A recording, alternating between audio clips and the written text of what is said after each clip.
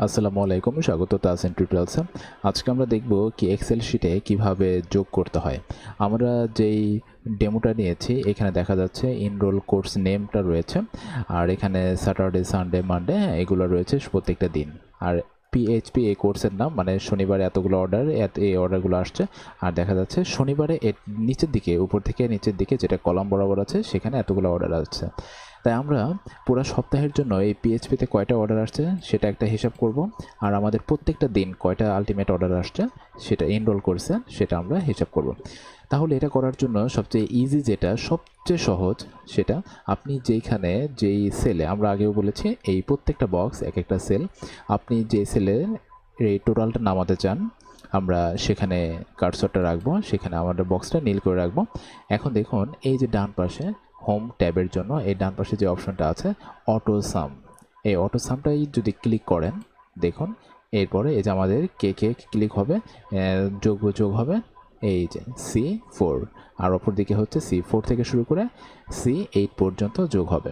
এখন আমরা যদি এখানে এন্টার চাপ দিই যোগফলটা নেমে আসলো, রাইট?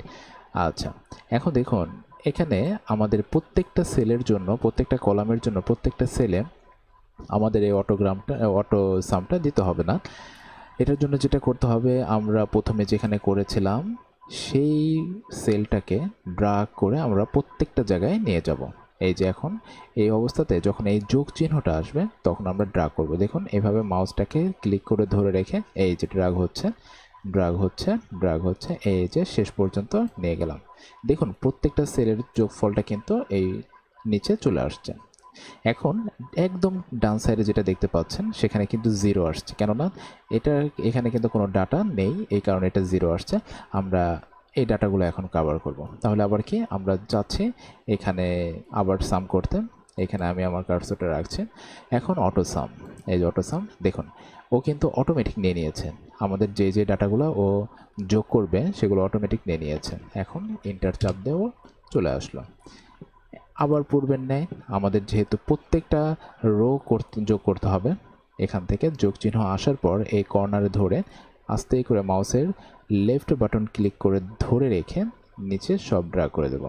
এই যে ড্র্যাগ করে দেবো, এই যে চলে আসলো। এখানে দেখুন প্রত্যেকটা সেলের যোগফলটা এখানে আসছে, অপরদিকে শুধু টোটালের যোগফলটা আবার এখানে চলে আসছে। এইভাবে হচ্ছে একটা পদ্ধতিতে যোগ করা যায়।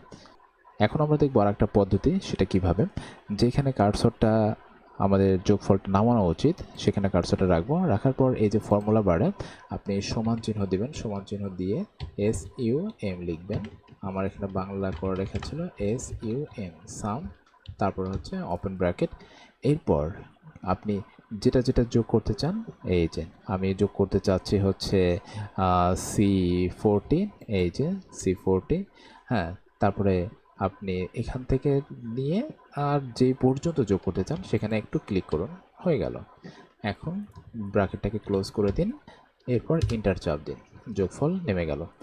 অপরদিকে এই টোটালের এখানেও আমরা ফর্মুলা বারে এখানে কার্সর রেখে ফর্মুলা বারে সমান চিহ্ন দিয়ে SUM সাম, হ্যাঁ, লিখে তারপরে এখন আমরা যেখান থেকে শুরু করতে চাচ্ছি, আমরা চাচ্ছি এখান থেকে শুরু করতে, এই সেলটা এখানে শিফট চাপ দিয়ে আমরা এটাকে সিলেক্ট করব। এরপর যে পর্যন্ত থাকবে সেই পর্যন্ত দেখুন অটোমেটিক নিয়ে নিয়েছে। ব্র্যাকেটটাকে ক্লোজ করে দিই, এরপর এন্টার, যোগফলটা হয়ে গেছে।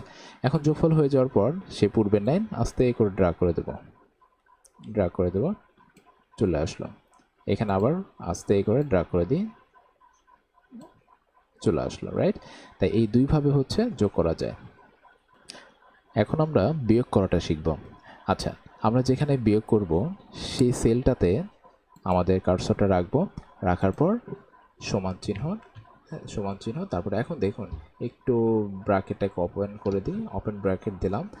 আচ্ছা, এখানে একটু দেখব এই C9-এ কিন্তু আমাদের ডাটা আছে, C9, এই যে C9। এখন C9, এই যে C9 লেখার পর আমরা বিয়োগ দিলাম। আচ্ছা, আপনি কত বিয়োগ দিতে চাচ্ছেন? আপনি চাচ্ছেন আপনার যতগুলো অর্ডার ছিল সেই অর্ডার থেকে 6 জন অর্ডার ক্যান্সেল করেছে, তাহলে আমি এখানে 6 দিলাম। হ্যাঁ, 6 দেওয়ার পর আপনি যদি এন্টার চাপ দেন দেখুন অটোমেটিক নিয়ে নিয়েছে। হ্যাঁ, এটা হচ্ছে আমি কিন্তু 6টা নিজে থেকে দিয়েছি। অপরদিকে চিন্তা করুন, আপনি যদি এখানেই ইনপুট করা থাকে যে আপনার কতগুলা ক্যান্সেল হয়েছে সেই ব্যাপারটা, তাহলে দেখুন, ধরুন আমাদের এখানে ক্যান্সেল অর্ডার এখানে আছে। এখানে ক্যান্সেল হয়েছে 15টা, এখানে ক্যান্সেল হয়েছে ধরুন 5টা, এখানে ক্যান্সেল হয়েছে ধরুন 70টা, এখানে ক্যান্সেল হয়েছে ধরুন 100টা। হ্যাঁ, এখানে ক্যান্সেল হয়েছে ধরুন 24টা। তাহলে সেই পূর্বের ন্যায় এখানে দেখুন, তা আমরা এখানে 6 বাদ দিয়ে একটু চেঞ্জ করে দেব। সেটা হচ্ছে আমাদের 6 9, এখান থেকে বাদ যাবে হচ্ছে 6 10। তাহলে আমরা এখানে লিখব সি, 6 বলেছি ওটা সি হবে সি 10, সি 10। ওকে বিয়োগ, এখন ইন্টার চাপ দেব। এই যে দেখুন 66 থেকে 15 বাদ দিলে 51 থাকে। এখন যেই কাজটা পূর্বের ন্যায় আমরা প্রত্যেকটা এই যে ড্রা করে দেব। ড্রা করে দিলে এই যে সবগুলার দেখুন ফলাফলটা চলে আসছে। তাই এইভাবে হচ্ছে আমাদের এখানে বিয়োগ করতে হয় আর এইভাবে যোগ করতে হয়। তাহলে আজকে এই পর্যন্ত, দেখা হবে পরবর্তী কোনো টিপস নিয়ে। ততক্ষণ পর্যন্ত ভালো থাকবেন, নিজের যত্ন নেবেন। আল্লাহ হাফেজ।